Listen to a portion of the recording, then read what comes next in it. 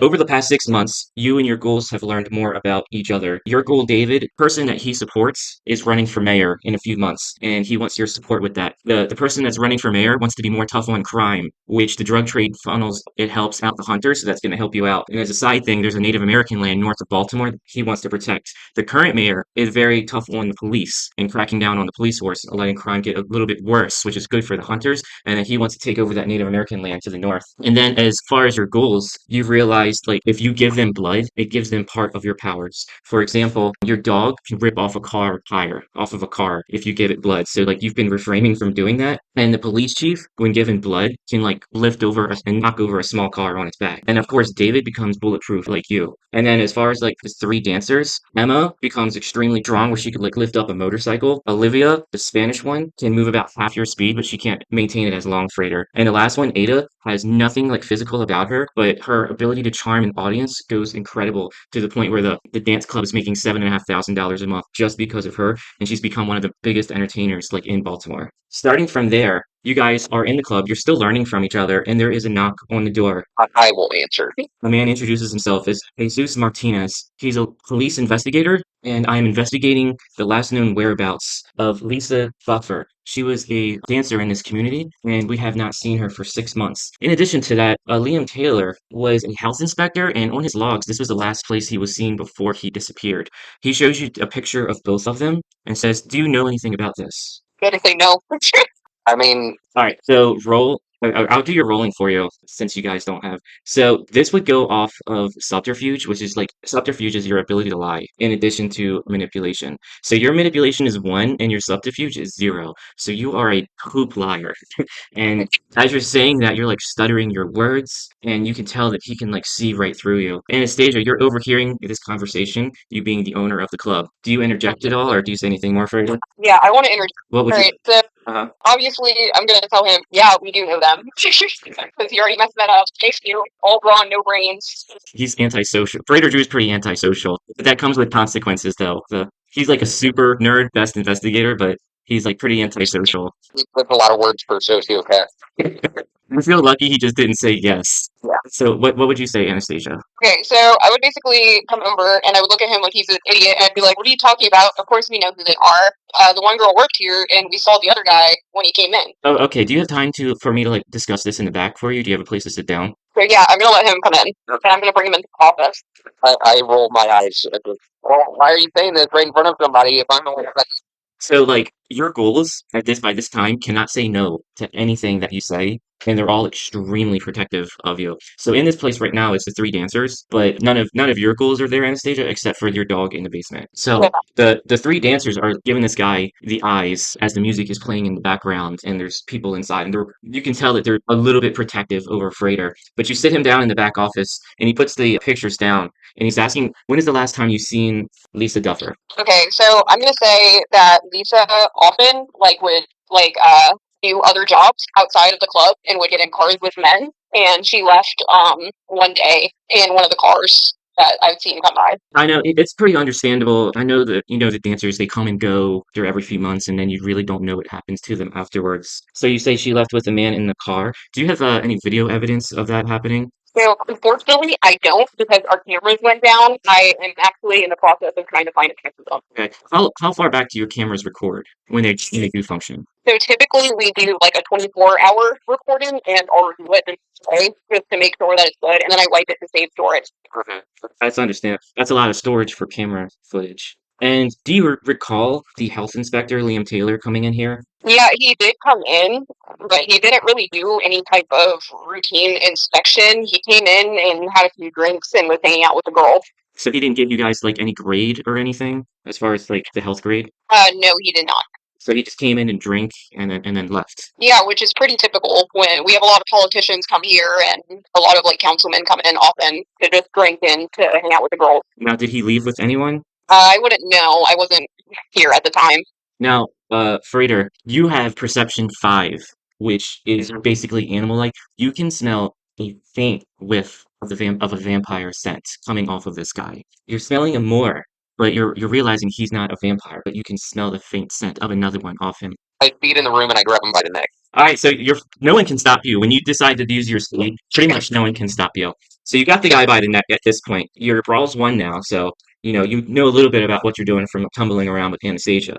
You got him by the neck, and how hard are you squeezing? Not enough to like kill him, but enough. No, he's not going anywhere. He's very aware that he's not going anywhere, and his hands are on your hands. You're strong. You have a strength of 3, so you can overpower this guy right now. What are you doing?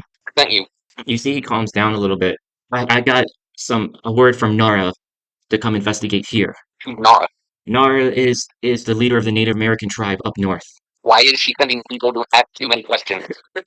I apologize. Just let me go. I'm gonna leave that up to my boss.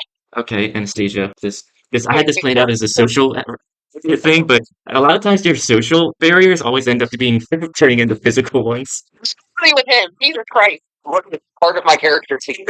Okay, so where do we go from here? Alright, so I'm annoyed at this point outside of the game man in it. I basically look at the guy and I'm like, okay. I was like, just take us there now. I don't have access to it. It's Native American land only.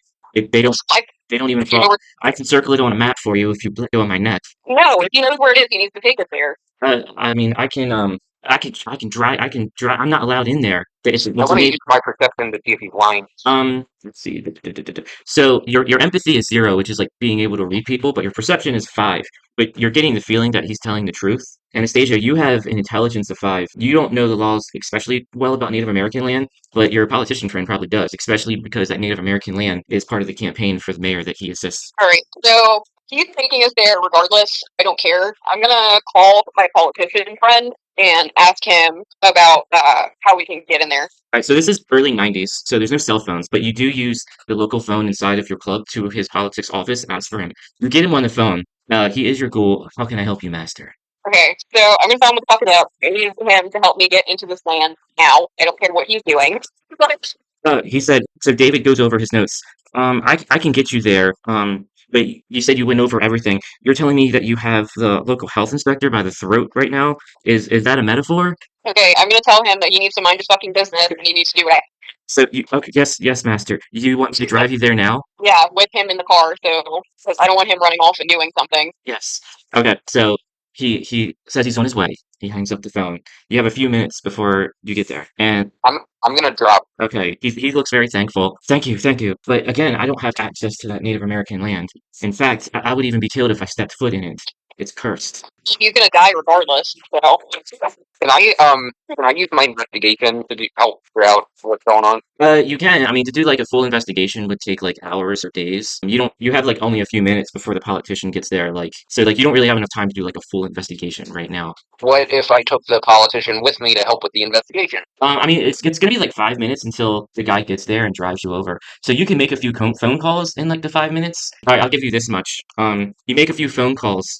You find out this Native American land, they worship what they consider a Native American god that lives in the center of it. It's legally off limits to anyone who's not Native American. It's unlike other Native American tribes where they worship the goddess. It's heavily guarded, and there's been multiple deaths of people who tried to invade the land and take pictures. No one has ever gotten pictures of the inside of this place. Okay, that's weird. The Native Americans are like very protective of this land. I want to do something very weird and uncomfortable right now. I want to go up to this guy, and I know you said I can get the faint smell of vampire, but I just want to go up and I want to give him some good sniffs, see what I can find. That's actually like a really smart thing. You definitely have the smell of the vampire memorized now. Also, in the back of your mind, Anastasia, you think that's a good idea, and you're debating whether or not to do that with your dog downstairs. Also, it's up to you. Yeah. Honestly, yeah, I might bring the dog with me. All right, you whistle, and the dog comes up. I'm always gonna start you guys at like full blood, which is like 10 points, and then you can use like 1 point to heal yourself, 1 point to use disciplines like speed. But I start your ghouls with like no blood in them. So like if you wanted to give any of the ghouls blood, it would come out of your 10. So like Frater, you have 9 now because you use speed, but Anastasia, you still have 10. And of course, you can always bite someone to get blood back. Right now, the dog is just normal. It doesn't have any of your vampire abilities. Freaking this guy out as you're like, you're letting your dog like nibble on your arm, and he sees like the blood like going into the dog's mouth. Like this guy's 100% freaked out right now. Also, Frater Drew, did you want to give any of your ghouls blood, or did you want them all to stay here, or did you want any of them to come with you? Because They seem concerned about you. So they're not scared of me anymore after traumatizing them from the last round. No, you have them completely ghouled over now, and anything you say, they do. Tell them to hold down the fort Okay. while we take care of a few things. They happily oblige. So the All right, that's okay, David, you can smell David outside, Frater, and you hear the car parking outside. tell Anastasia that. Leon says, "Can I leave now? Can I leave?" Not yet. If you want, you could drain him dry of blood if you want. It's up to you. So, I want to ask him what use he is to me. what was that? What use is he to me? He's freaking out. Like you've done, like let a dog like eat part of your blood. He's like sort of like freaking out right now. I just need to go. I just need to go. I don't know. And he's like, look. I'll be straight with you. But I have in my notes that I was here. If I disappear, you're gonna have two inspectors that disappeared at this club, and I'm investigating the disappearance of the first one, and I just happened to disappear also from this club. I want you to think about the implications of this, of what you're doing. I can look past the choking. We're not letting him go. So he is failing his attempts to appeal to your humanity. David comes in. Are you ready to go now, Master? What's that? Let's go. You all get outside. You force the new inspector into the car, and then you drive a gate with two Native Americans at guard at the gate. They're waving you away, telling you this is restricted area. It does not fall under U.S. law. David, the politician, says, "I have no authority in here. I can't even call the police to help us if we get in trouble once we go inside of here." All right, so I'm gonna take the health inspector and force him to drink some of my blood. Okay, so you do have strength of 3. So you're like you cut your wrist with a fingernail and you slam his face into your blood. And he's drinking it like against his choice. Now it's only going to be like a blood bond of 1, but you managed to get the Yeah. bond for it. And he like looks at you. He seems like a little confused. He's a little less nervous now, but he's still. You can tell he's like freaked out. All right, so I'm gonna go tell him that to go talk to the guards and request an audience with Nara, and that he was sent like to us from her. He takes like a long breath. Okay. He gets out the car and you hear him interacting with the guards. The guards are saying you have no authority here. You need to go. He's like, I was paid by here to investigate these guys about some disappearances, but you have no business here. The Native Americans say you need to go. All of you need to go now. But he goes back. Going. He goes back to the car, sort of defeated. David says no non-Native American has ever entered here and left alive.